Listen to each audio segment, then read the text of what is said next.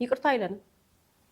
ጨካኝ ሰው፣ ውሸታም ሰው፣ ሌባ ሰው፣ ለሰው ሆዱ የማይራራ ሰው ይቅርታ አያውቅም፣ አይጸጸትም። እንደውም አዝነን ሄደን እንደዚህ በደልሽኝ፣ አንዳንድ ጊዜ እኮ እያለቀስን ነው የምንናገረው አይደል?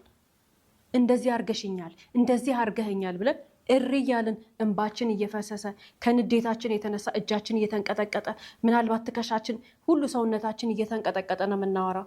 የዛን ጊዜ ያ የበደለን ሰው የሚጸጸት የሚያዝን እኛ እንድንሰማ የሚፈልገውን ነገር አይደለም የሚነግረን። ደስ ነው የሚለው፣ ይሞቀዋል። በቃ ያደረገው ነገር ልባችንን መጉዳት መስበር አይደል የፈለገው። ተሳካላት ወይንም ተሳካለት፣ ደስ ነው የሚላቸው። ከዚህ ቀጥሎ ያለው ንግግር ግን ጨነቀን። እንዲህ አይነት ሰው ይገላል። እንዲህ አይነት ሰው ያጠፋል። እንዲህ አይነት ሰው ሊስተካከል የማይችል ጉዳት ሊያደርስብን ይችላል።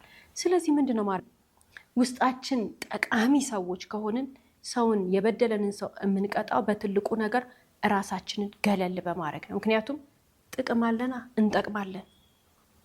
ምክንያቱም ህይወታቸውን እንዲገነቡ፣ ማንነታቸውን እንዲገነቡ፣ የህይወት ፈተናቸውን ቻሌንጃቸውን እንዲፈቱ ፍትትትት የምናደርግበት ጭንቅላት እውቀት አለን። ያ ነው ትልቁ የሰው ልጅ ጥበብ። በእውቀት ውስጥ የምንመላለስ ሰዎች ነን አይደል? በእውቀት ውስጥ የምንመላለስ ሰዎች ሆነን የማይገባን ቦታ ውለን ከሆነና ክርክርና ጸብ ካለ አብረን መከራከርና መጣላት፣ ጸብ ውስጥ መግባት የለብንም።